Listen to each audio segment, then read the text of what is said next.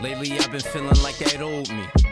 A pinnacle shooter who wasn't low-key. Anger problems, had him since a child, I'm thinking no 3. We can skip the music though, respect is what you owe me. Spare the ride, spoil the child, they say that's biblical. We'll clearly say your name in the track and call it subliminal. Smooth criminal, moving like I'm Mike in his prime. My human nature was a thriller, bro, remember the times. Really bringing bars back, all facts, checking all stacks. Your boy is so fly, pump the marrow on the tarmac.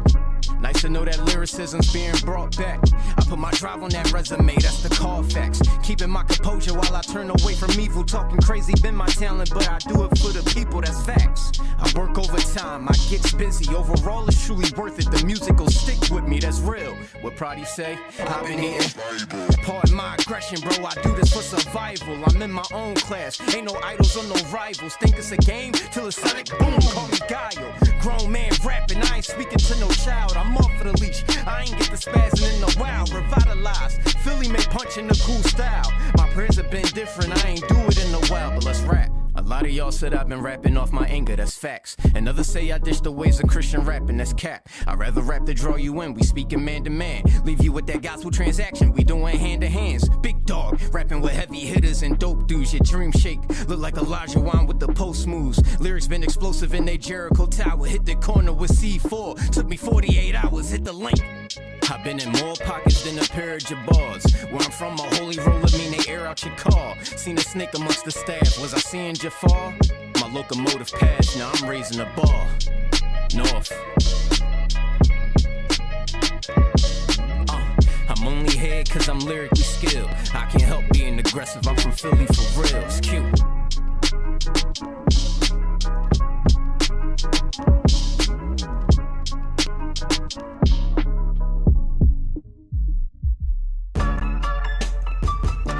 Yo, yo, yo, yo, yo. Black Marker Bandits. Bars is back.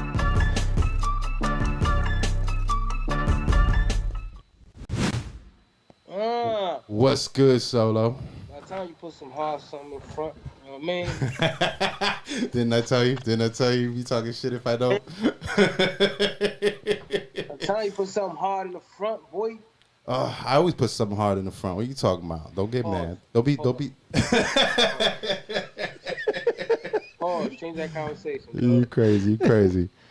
Go ahead and say your intro, Solo. Yo, shout out to all the ugly people out there, man. I say ugly people because all the pretty people always be getting shout out. But today is the day we shout out you ugly people and let you know how ugly you are. Do not listen to your mama, your grandmother, your great-grandmother. You were not cute when you were born. You were ugly, however. You got to make yourself pretty. And God loves ugly, huh? And God does love ugly. We shout out the ugly people here, Charlie. I see. We got the official DJ Charlie Chase here. What's up? Charlie Chase official page is his Instagram. Hip-hop himself. Long-ass Instagram tag. I had to do that, bro. Too many imposters out there trying to take my name, man. Yo, right. So I had to say, this is Charlie Chase official. This is the official page. Official. I'm just saying. Two Puerto Rican last names. Ahí va. No fuimos. So, we here for another week. What's good, Solo? How you been? Everything blessed, man. You know me. Staying on the up and up, staying focused, stay disciplined. You know what I'm saying? Still playing bass in it. You know what I mean? Everything Gucci, man. I see you at the gym. I'll be in the gym. There ain't no, you know what I'm saying? Ain't no fake. Ain't no stunt devil. I'll be in there, son. No stunt double? Are you sure? No stunt devil. We need to do a Solo 350 official. How you been, Charlie? You want proof? I'll give you proof. How you been, Charlie? What you been up to, man? I'm good, man. You know, just keeping it moving, bro. You know, I'm a soldier at this, baby. I just keep fighting the fight, man. Good fight, and like a boxer, stick and move. That's the way you got to do it nowadays, man.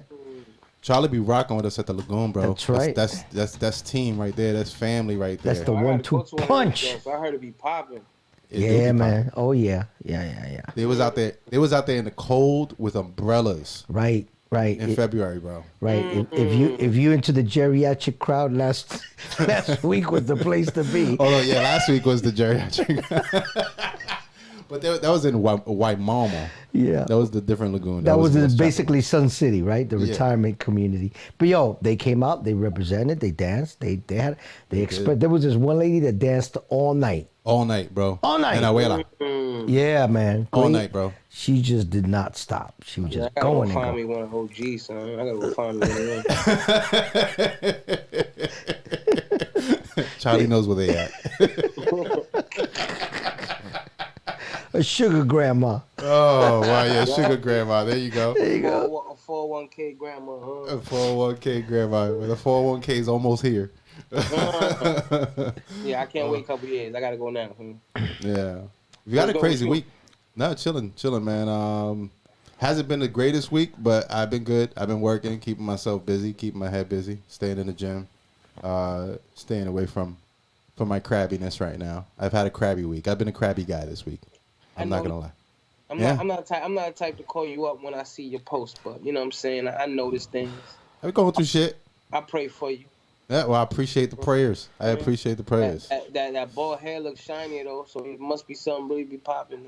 I shaved it today. I had to get ready because I gotta test out the cameras over at the Cypher tonight. So what's going on with the Cypher tonight? Yeah. They got what they regular night? Huh? Regular Cypher night? Yeah, it's a regular Cypher night. I think they have Trey Butler, one of these guys that's out here. He's pretty dope. He's gonna be headlining it tonight, and then I think T.O. got some special birthday performance going on. Oh, he about to come through the roof. He might be T.O. Stan. He brings surfboards, cages, straight jackets. Chariot, son. This guy's an MC? Yeah, T.O. You haven't seen T.O. perform before? No. Oh yeah, you have to. T.O.'s the homie. How you say it? Theatrics. Theatric, yeah, all The that. theatrics. Theatrics. The theatrics. Yeah, he had a Nas show. We had a Nas show at Sky that they had done, and he opened for the Nas show. And during that show, he pulled out a whole surfboard, and he didn't just crowd surf with his body. He actually crowd surfed. Pulled it out from where? Literally, just pulled it out. Not his pocket. For sure. A whole full surfboard, like a full size surfboard, and went across the crowd on the surfboard. No, it was a regular surfboard, and he actually went across the crowd. He trusted the crowd. He's crazy. That's crazy. He's crazy. He had the crowd to do it with. Yeah. Yeah. But I think that's kind of the deal. Is you kind of have your peoples in the mix of the crowd. It's different. Yeah. So he's a dope guy. He dope personality. Good personality, helping the community always. You know what I'm saying? Has a dope backstory. Good energy. Could rap his ass off. Good energy. He could definitely rap. He could definitely craft. He could definitely surfboard. Word. He can. Good dude. Yeah, but if he goes to Ukraine or Russia, he may not be able to get out of there because apparently they're holding people back from getting out of there. They are, especially the black community, man. Did you see that, Charlie? Yeah. It was kind of crazy. Yeah, that whole situation is crazy, man. They go over there for education because it's cheaper, and now they're not letting them leave. That's nuts. That is nuts. That's wild. They've had a lot of media coverage around it though, so hopefully we can get them out of there. Yeah, well, when it comes to the media, they be concealing it. Have you been to Russia or Ukraine during your touring days, Charlie? No. Neither one. No, those are places I haven't been to yet. Have you been to any areas around there? Yeah. I'm not too familiar with the map, but I've been all over Europe. I've been to China for a few times. China's fire. That's pretty crazy right there. I remember the first time I went. That was crazy. I mean, actually, the first time I went, I was like, I want to go to a Chinese restaurant. Yeah, I did the same when I went to Hong Kong, and it wasn't the same, was it? No, it was not. They handed me a menu. They gave me a menu, English and Chinese. I looked at the menu and I saw all that shit that they had on there, and I was like, rice. What was it? Oh, white rice and vegetables, please. That was it, bro. That's right, white rice and chicken. I was not eating any of the other shit on the menu, man. Oh, man, that's just crazy. Yeah, but that was my experience with that over there, man. How long ago was that? Maybe about 15 years ago. Then from there, I went to Japan. But China, I've been twice. Japan, I've been 10, 15 times. 10, 15 times? Yeah. Mhm. Yeah. That's my favorite place to go, by the way, Japan. Hold on, I'm moving this camera. Get you more in it. Get me more in it. Yes. How about if we put it like, Boom, got it. how about if we put it like I don't know. like that? Oh, you can do it like that. You like it like that? You like it like that? Like Tito Nieves. Tito Nieves, baby. Yeah. There you go. Tito Nieves. Have you done any stuff with Tito Nieves before? Actually, we did a thing in New York City. It was in 2004, and it was a shoot for the New York Post, put together by Elena Romero. God, that's my girl right there. She was working for the New York Post at the time, and it was. Do you remember back in 1959? They did that post with all the jazz artists. It's a famous picture. It's Okay. a famous picture. A Great Day in Harlem. It was Okay. titled, and they gathered all the jazz musicians and actors and put them all together for that shoot. She recreated the same thing in 2004, but it was titled the 100 most inspirational Puerto Ricans of our time, something like that. And everybody, Tito Nieves was there. That's how I met him. Jimmy Smits, Mark Anthony, J-Lo, us, Crazy Legs, Fable. It was like, it was huge. 100 of us there, bro. And I got to meet a lot of people. There's a picture. I mean, if you Google it, I'm Googling it right now. you'll find the picture. It's called the New York Post 100 most influential Puerto Ricans, something like that. A Great Day in Spanish Harlem. That was the name of the picture. That's the one in 59.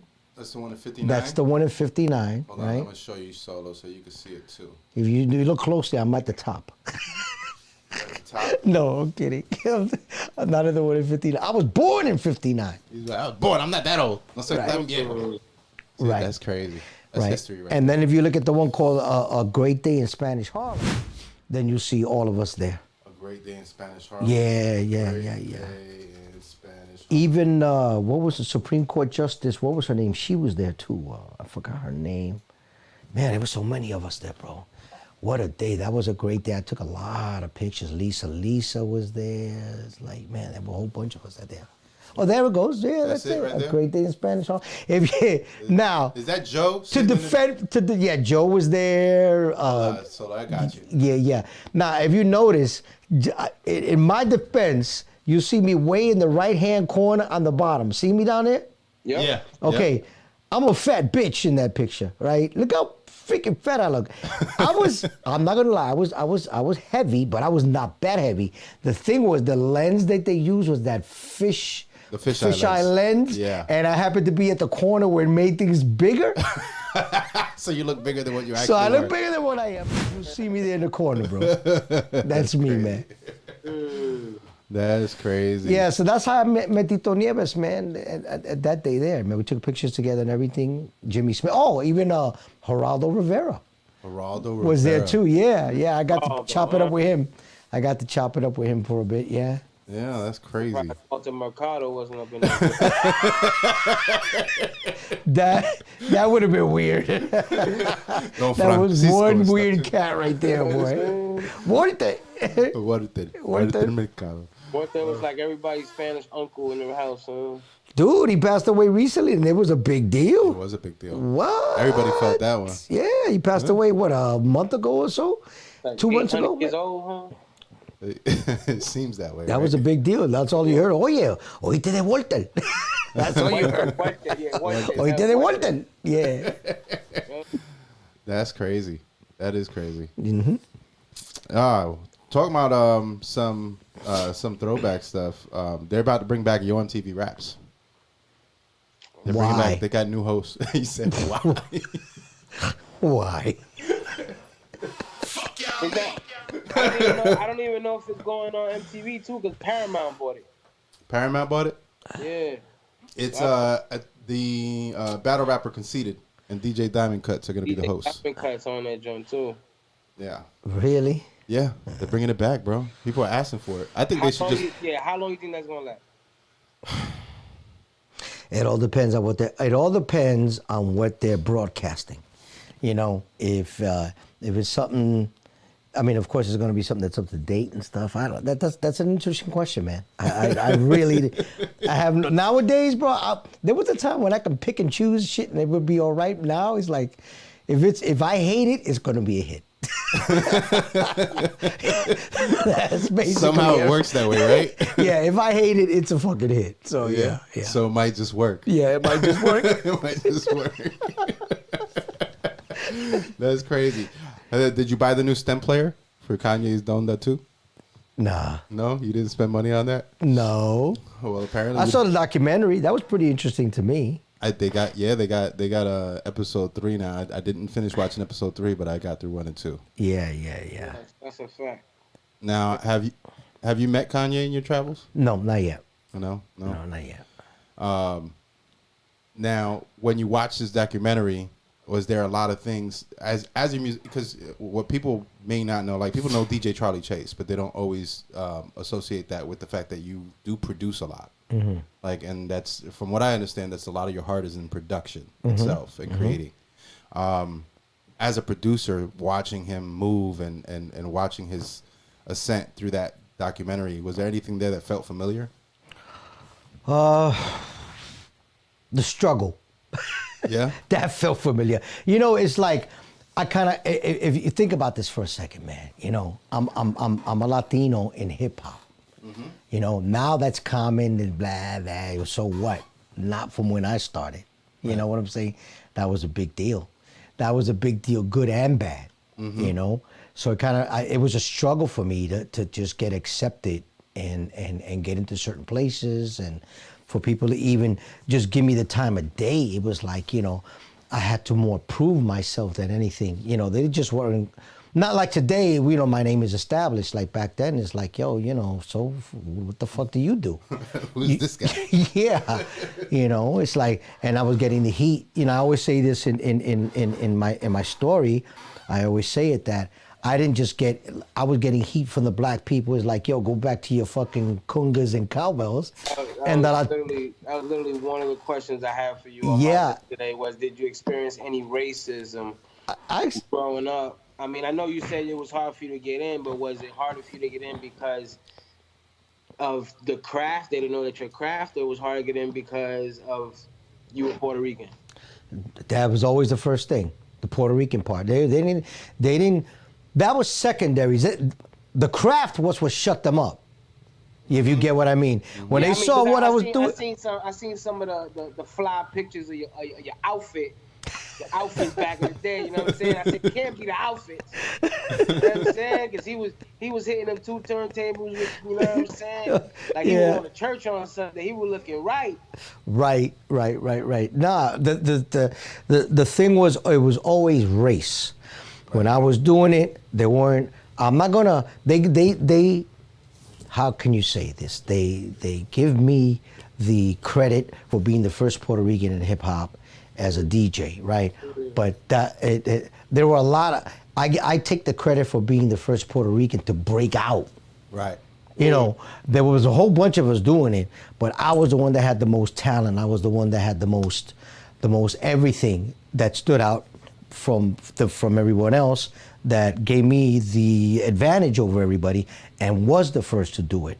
You know, they gave me props for being the first, but there was a few people before me, but none of them could bust my ass. That was the difference. You know what I'm saying? None of them. I don't give a fuck who you call. I don't give a fuck who. All right, niggas can talk shit, but on their best day, they couldn't fuck with me on my worst day. Right. You know. And the Latinos even were giving me heat, like, what the fuck you doing playing that Jungle Bunny music, man? It's like, go back to your roots, your shit, your culture.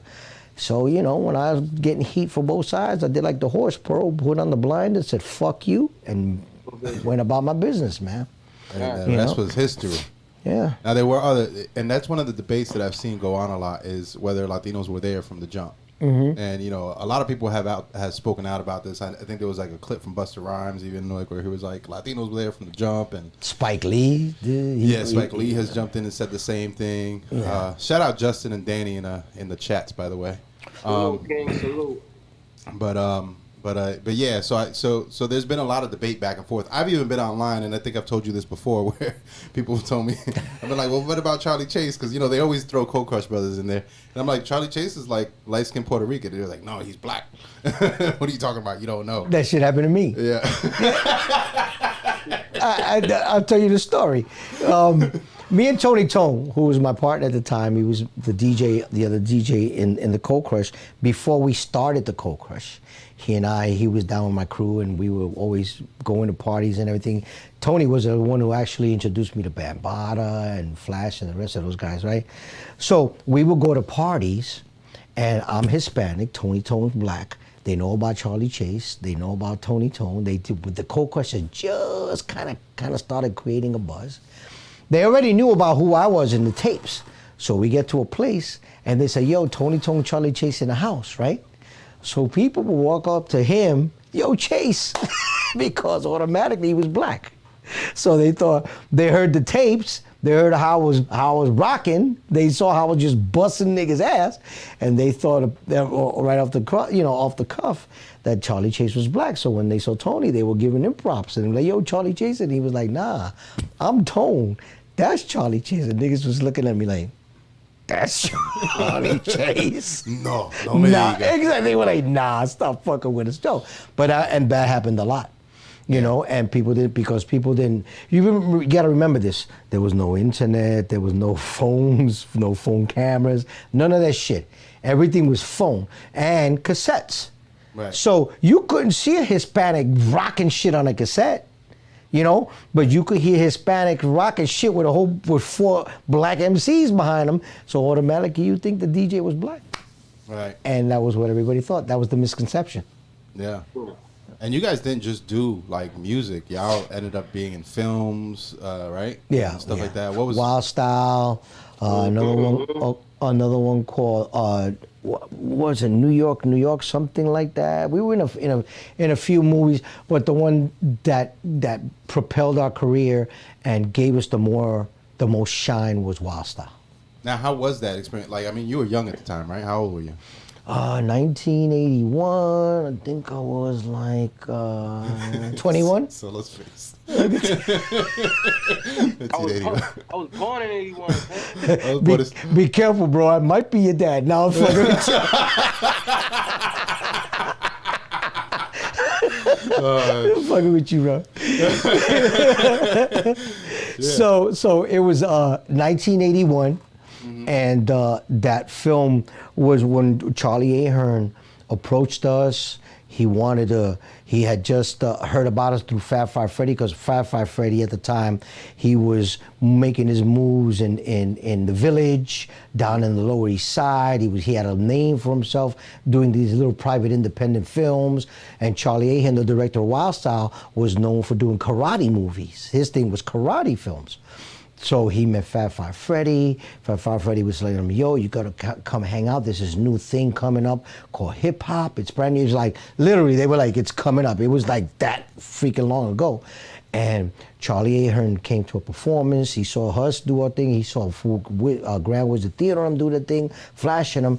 And he saw the graffiti scene and the b-boy scene. He was like, oh my God, we gotta put this on film, And then he wrote the script, and the rest is history. I mean, look, man, I'm not going to stand here and say that shit was an Academy Award-winning film, because it wasn't. But the beauty of Wild Style was that everybody that was in the film who portrayed a certain character doing something actually did what they did. Yeah. Even the stick-up kid in the movie was a fucking real stick-up kid in the fucking Bronx. All right? That was a real fucking... He held that sword off.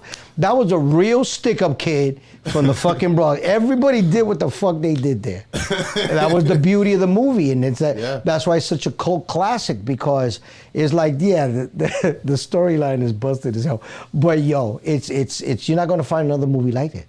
Right, it's just so different, and people all over the world gravitate. That's when we went to Japan.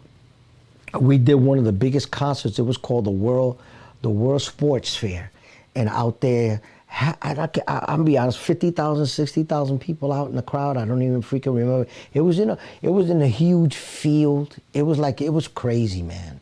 I did a show with this guy called, he was dubbed the Eddie Murphy of Japan. He was like the most famous comedian in Japan. And I did a show with this guy. That's like the equivalent of being on a show with Johnny Carson or Jimmy Kimmel or some shit like that, you know, like really big, you know. But Wild Style was a big deal. It was a huge deal. It's still a big deal. So, like, people talk about it all the time. I still get my royalty checks. I'm sure you do. I'm sure you do. They made me $20, but I still get my royalty checks. But yeah, I mean, now. Did they have like acting coaches or anything like that, or did they just let y'all do what y'all wanted? Dude, they just threw us in front of the camera and said, "Do your thing." Coaches, no way. No, they just threw us in front of the camera and said, "Do your thing," and that was it, bro. That was it. The only people that really, if you really look at it, the only people that had to do acting was Pink and this guy. What was his name? The lead actor. Oh man. Damn, for some reason, I'm forgetting his name. They were the only ones that had to do the acting, and maybe Fat Five Reddy did a little bit of acting, and Busy Bee did a little bit of acting, you know. But yeah, there wasn't a whole lot of acting going on there. Interesting, very interesting. Solo, you got any questions? I'm sorry, I've been asking all the questions here. My question, I didn't have to ask him since. Huh? I already asked him, or he answered? No, he answered him. He answered him before I even asked him. You know what I'm saying? I got a question.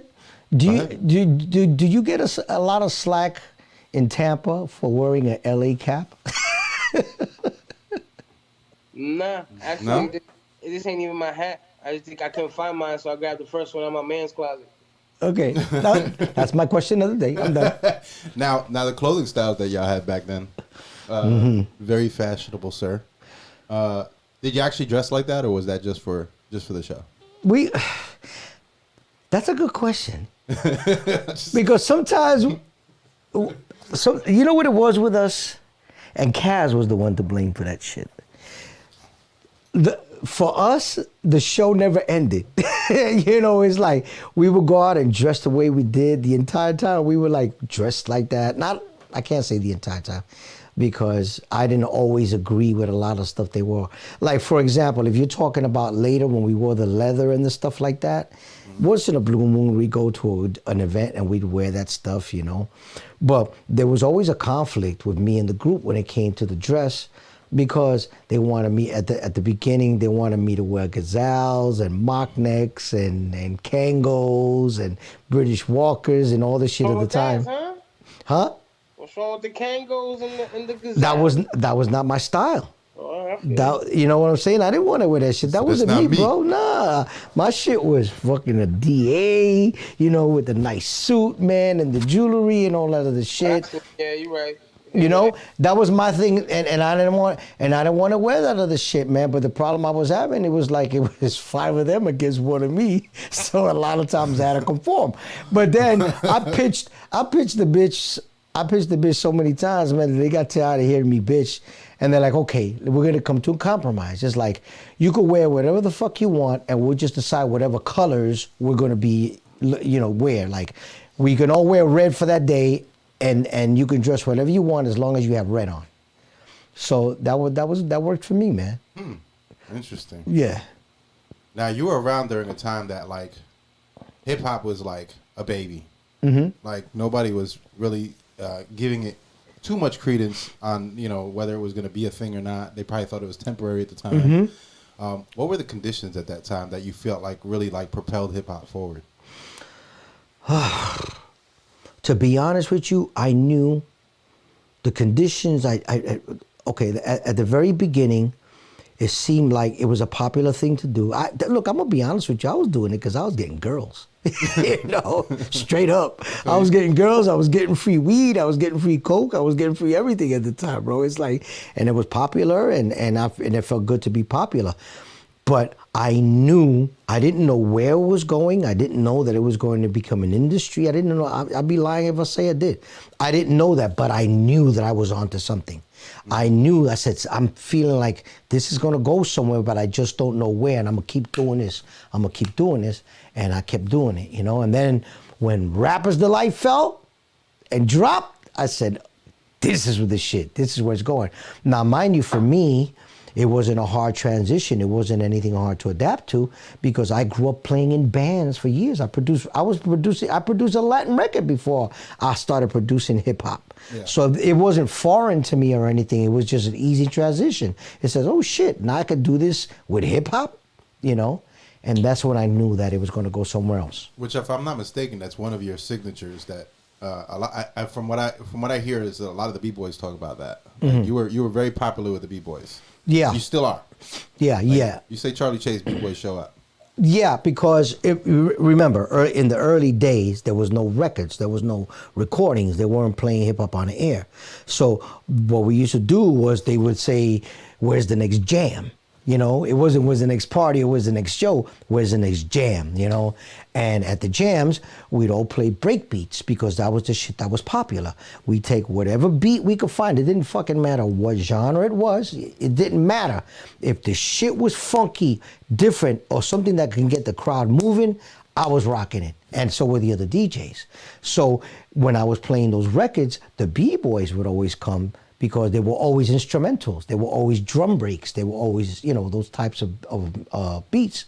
And that's how I became popular with the B-boys. You know, if you really look at it and you see all the music that I played back then, and we're talking about 70s, in the 70s, 78, 79, out in the streets, that's when I was actually hitting the streets.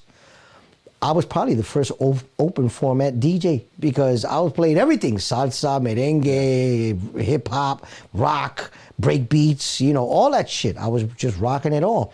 Other DJs were playing R&B and hip hop, but I was playing, you know, my crowd was more diverse because I was Latino. Right. As you were growing in the industry, and more Latinos were coming on board, did you guys would stick together, or you guys always play like the my side, your side role? Yeah, man. You see, you got to understand this, bro. Hip hop is very competitive. That's never changed. And it was more competitive back then because now everybody's trying to find a lane. Everybody's trying to get into that lane. Everybody wants to be recognized. Everybody wants to be popular. Everybody wants to get the girls, you know? So it was extremely popular. Latinos weren't sticking with Latinos. It was very few of us that was doing that shit, you know? And we were all like, yo, you know, I think I had more Latino haters than I had more black haters at that time, man. Because I had people, I had haters, bro. I had fucking haters, man. It was just like, they did not want to see me do what I was doing. They just couldn't fucking understand it. And the Latinos were like, this nigga's doing it and we ain't, you know. But yeah, it was very competitive. It was extremely competitive. It was healthy. Because, and I look at it that way, because all it did for me was just fucking make me focus and push even harder. Right. You know, it just wanted me to be more better than the next guy. Right. Yeah. It's almost like that opposition creates the motivation to push forward. Right. Yeah, that's crazy. And if I'm not mistaken, a lot of the B-boys were Latino, right? During that time? The majority of the time, well, okay, yes. But it's because what a lot of people don't understand is hip hop is very geographical, you know, especially in the early days. And I'll tell you why. To me, the nuclear explosion, the epicenter, ground zero, was when Kool Herc used to come out to play music. Everybody would come out to check out Kool Herc, and when everybody came out to come check out Kool Herc, they came from all areas of the Bronx. It didn't matter if you were Hispanic, and some whites even showed up, and a lot of blacks would show up and stuff.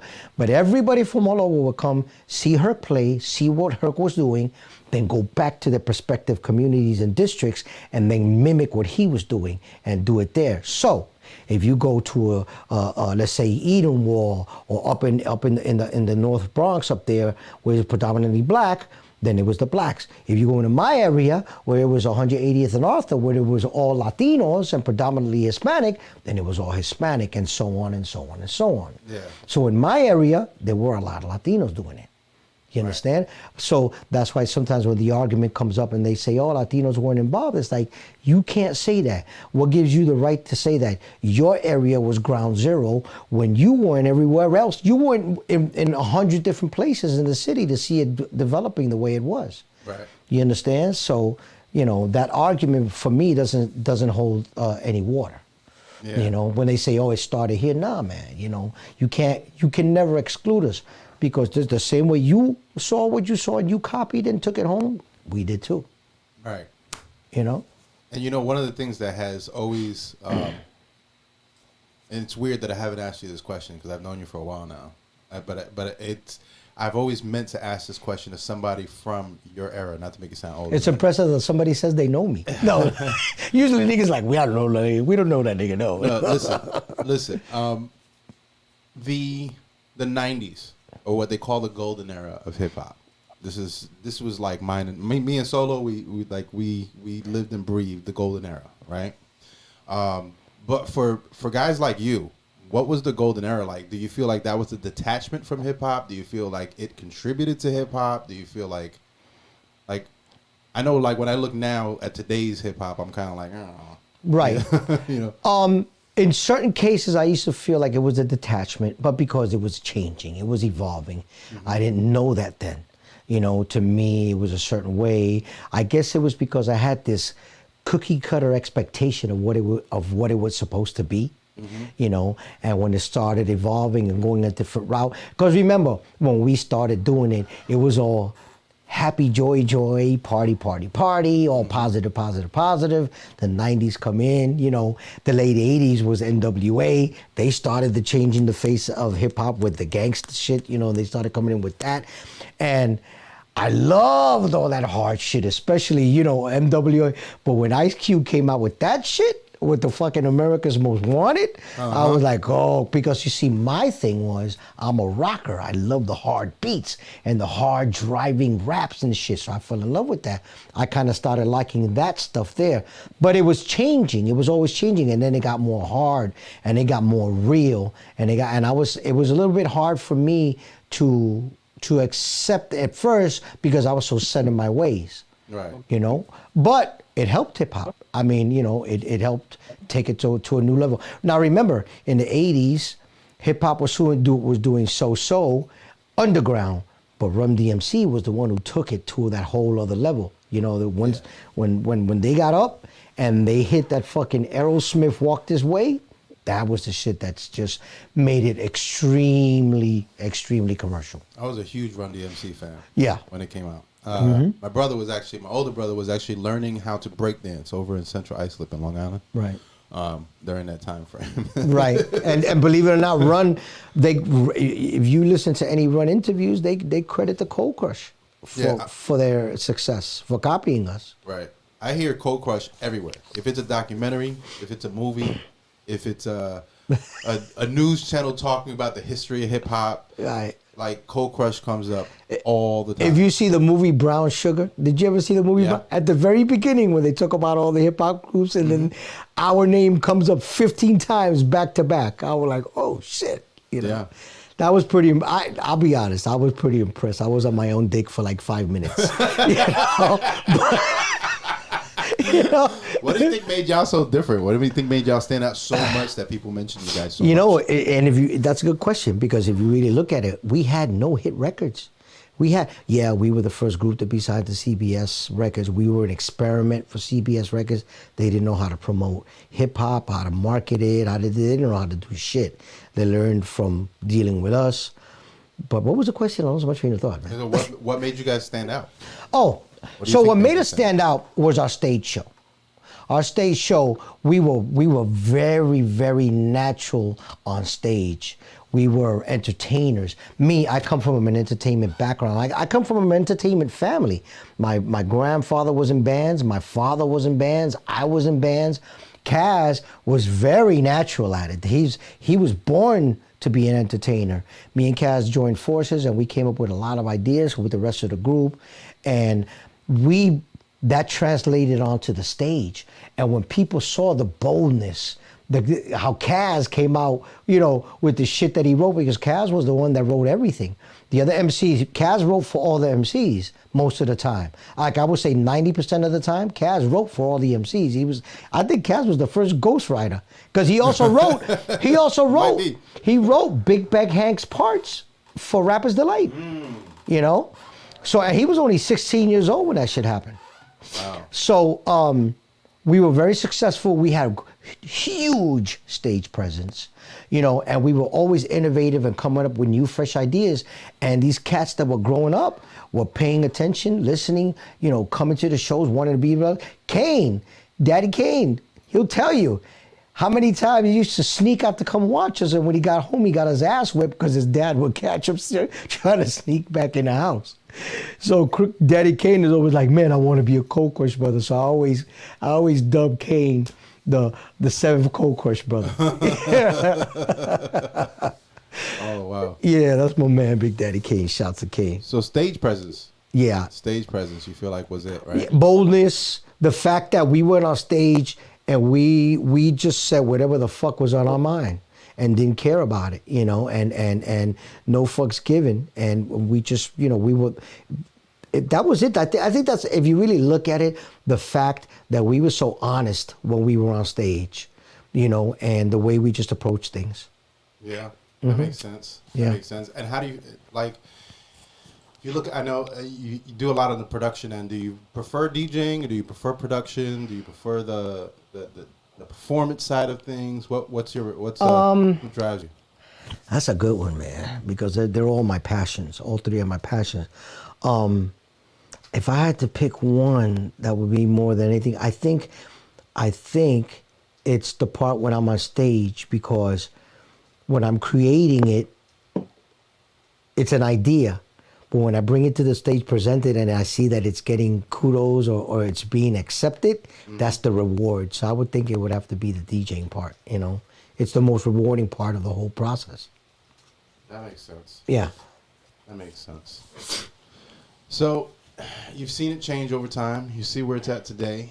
I have to ask, because I know how I feel about certain things and the state of things, though I am more accepting of the new phase of hip hop and music in general. I feel like hip hop is, you mentioned before, like it was very regional. Mm-hmm. I feel like regional has gone away.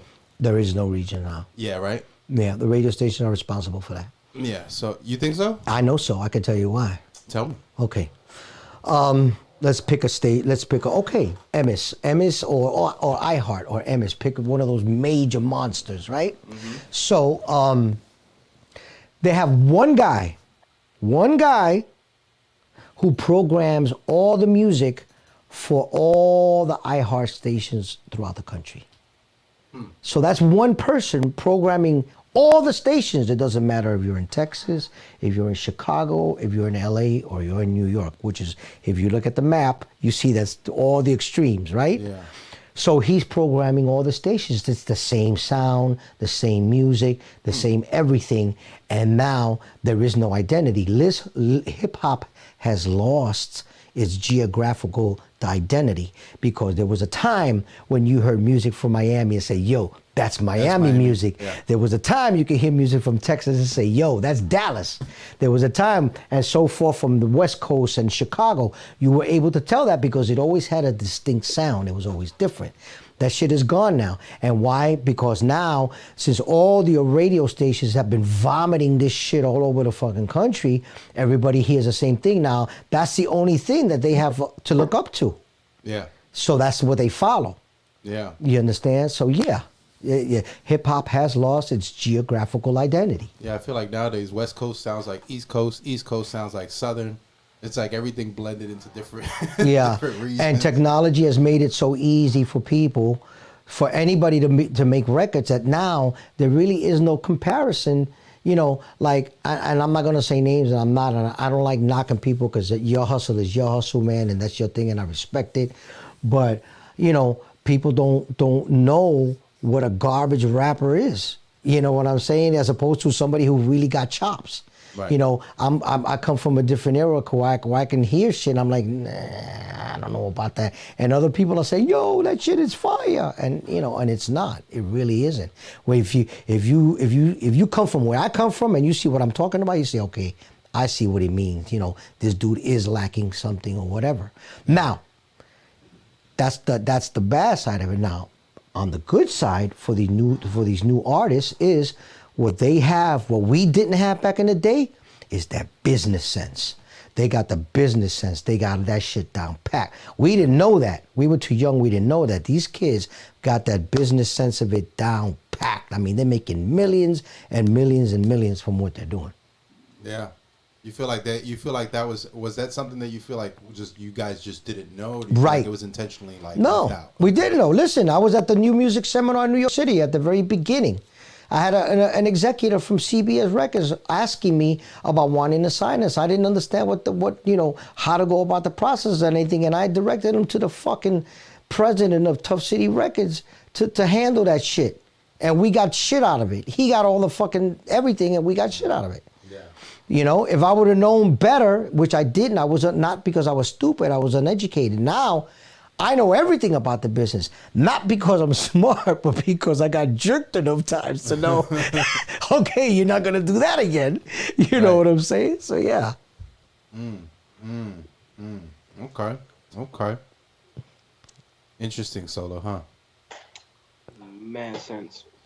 Mad sense. It puts a lot of shit in perspective, you know, because we see it from our era, you know, and we're not young anymore. I'm not gonna say we're old because I'm not old. Fuck that. But then y'all's generation from y'all side. Yeah. So don't be shaking your head at me, bro. Yo no soy viejo, coño. The only other thing I can say about today's music compared to music from the past is that it's got no soul. And I don't mean James Brown soul. That's not the soul that I'm talking about. I'm talking about soul within. It doesn't have that, man. Do you feel it's that? Yeah. Or do you feel it's that there's just so much of it you gotta really dig for the good shit? No, it just when most of these cats are rapping, it's just like it's an empty shell. It's not convincing to me, man. It's like, you know, you're not talking. You don't sound like you're being sincere. You know, you're just saying what you're saying because that's what's happening now, and everybody else is saying it. You're just saying it, but you're not coming from where you come from. You're not rapping or rhyming from where you came from. You're not saying this shit about where you came from. You're just saying this shit because you want to get a fucking deal. Right. You know what I'm saying? That's what I mean by it lacks soul, it lacks depth, it lacks honesty. You know, the real shit, man. Yeah. Now, I feel like that it's a change of culture, cultural thinking. You know, the new generation, like, I feel like they have the mindset that it shouldn't be as much work. Yeah. To do this. You want to hand it to you. Yeah. Well, I don't know if they want to hand it. I just think they want it easier. They don't want to have to sit there work day and night to do it. Because that's what they were taught. You think so? Yeah, well, the internet has a lot to do with that. It's like, hey, you don't have to get a deal no more. All you have to do now is get a program, record your chops on a busted beat, put it on an MP3, put it out there on whatever, and watch the money roll in. But sometimes it works. Yeah. Sometimes it works. I mean, what was it? I saw stupid things I see working right now. I think there's a chick right now that is selling bottled farts. I saw that. So I saw that. It makes sense to me when a dude can rap about whatever and just make it sound like dope or sound a certain way and then just package it up and it blows up for no reason. Now, if you look at the chick, she's beautiful.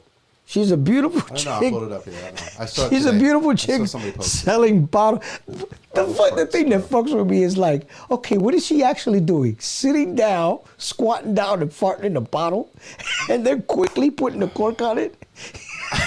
Hold on. I got you. Solo, I got you.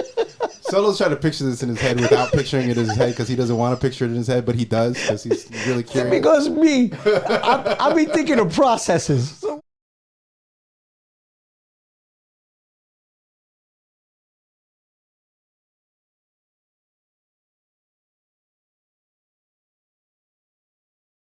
Let me put the right screen up. Okay.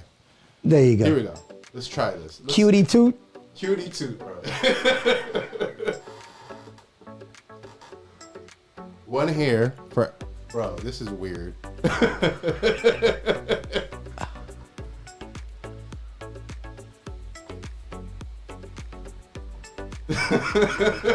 So,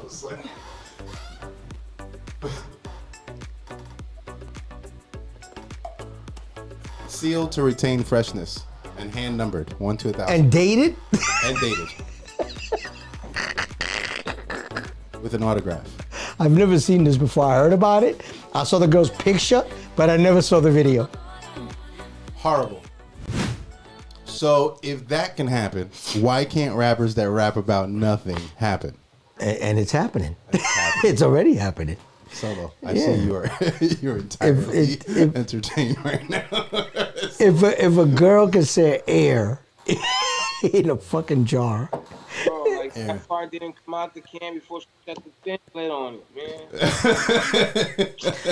But you remember now, listen, man, you got a lot of obsessed people, man, with all these hidden weird shit that they fucking like, man, and they see that girl, they're not buying it because of the fart, they're just buying it because she's selling it. You know, and fetishes, they got all these fetishes and all this other stuff. It's so just weird shit. Right. But, so, you know.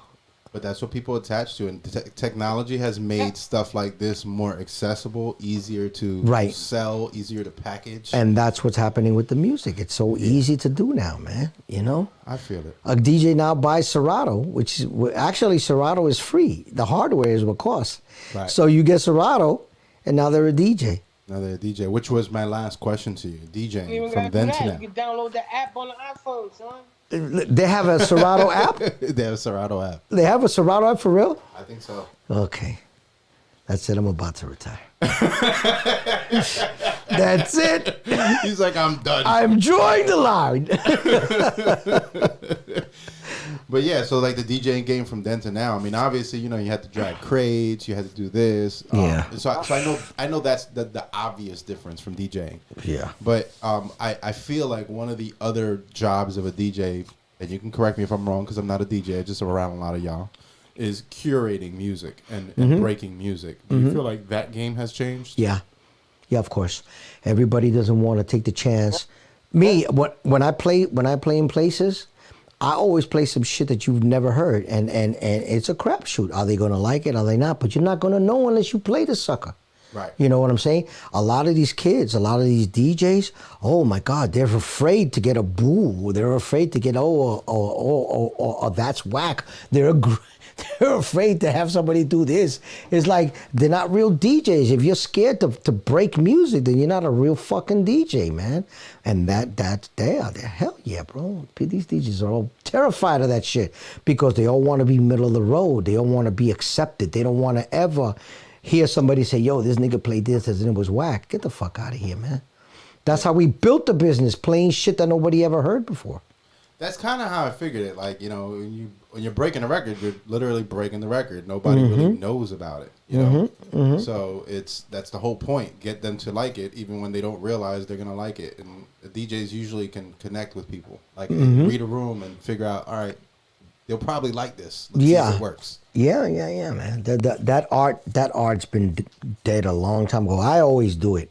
I always play. I'm not afraid to play shit that you've never heard before. You take a chance with it, man. And that's what it is. And if you know how to fit it in, it'll work. Has that ever worked really bad for you? Oh, yeah. There have been times, man. I've stuck up the room. they get mad at you and shit?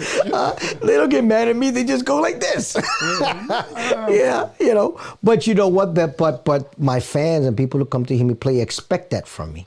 They know that when they come to hear me play, they know they're going to hear some shit they never heard before or they've rarely heard somewhere else. Right. Because I'm not afraid to play those beats, those breaks, that shit that to make a nigga say, yo, where did you get that from? Right. Which I get a lot of. Right. You know? And that to me, that is the biggest reward. When you play something nobody's ever heard and somebody's on your dick for that shit. Right. Yeah. That part. Well, I think this is about our time. Okay. I appreciate you coming on with us, Charlie. Hey, man. Senor. Thank you for all your knowledge and thank you for all the work you've done in hip hop, man. Thank you, man. Thank you, bro. I appreciate it, man. You're welcome. It was fun being here, bro.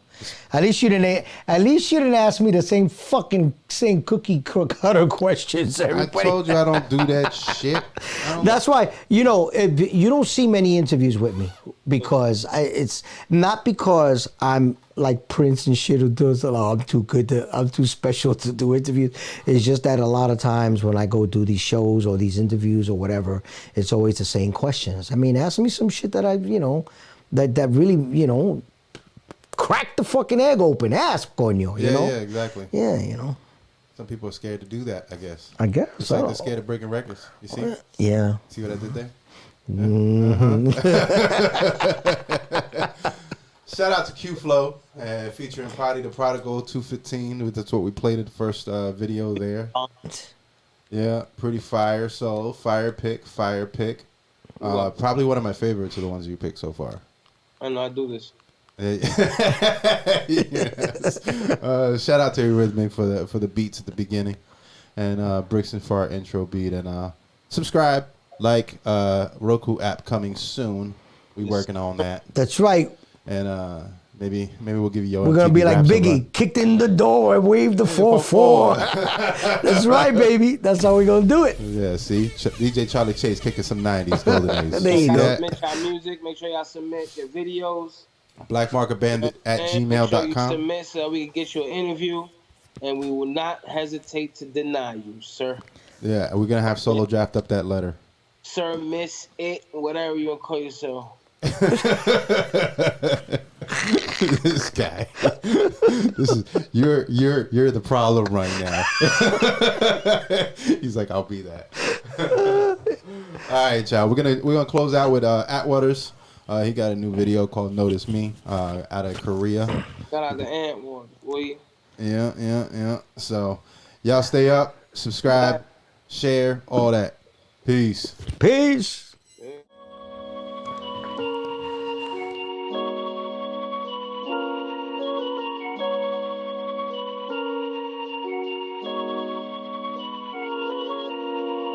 Okay, humble flex. I know she noticed me. Yeah. Okay, landing in my sheets, did my thing and then delete. I'm a beast. I know she noticed me. Out in Tokyo, up in the Philippines.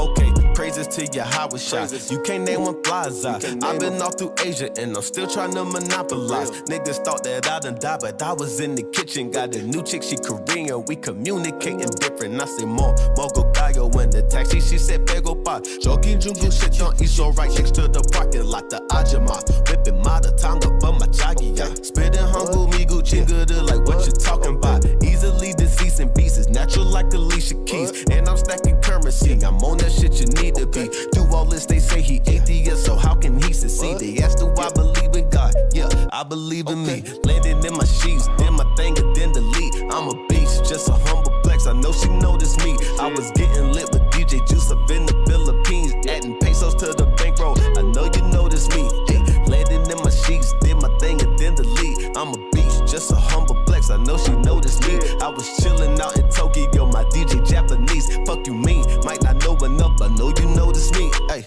first wherever I go, even if it's just a dice. So I was posting in the PI poster right outside the high. So I worship like an idol. One night only can't recycle, and it ain't no competition. Me versus you, I'm calling ISO. Like, damn, look at the watch in the band when I travel, I cop to Japan. I hit Indonesia with divas, I'm pulling a billet. It's real when I stuff with the gram. I do what I want and you do what you can. Whatever you dreaming, I'm living it, man. Try to compete, they can't even advance. Blessed, receiving the means when I land. Facts, focus on only results. So doing me seem like I'm doing the most. I aim for my goals. My levels can't deep, but the pros get closer, won't see me goes. Really don't even believe in yourself, keep repeating your stuff, but you eager to boast. They put me in coach, but handle the pay for the ticket, they pay for the shit that I wrote. Yeah, landed in my sheets, did my thing and then delete. I'm a beast, just a humble flex. I know she noticed me. I was getting lit with DJ Juice up in the Philippines, adding pesos to the bankroll. I know you noticed me. Hey, landed in my sheets, did my thing and then delete. I'm a beast, just a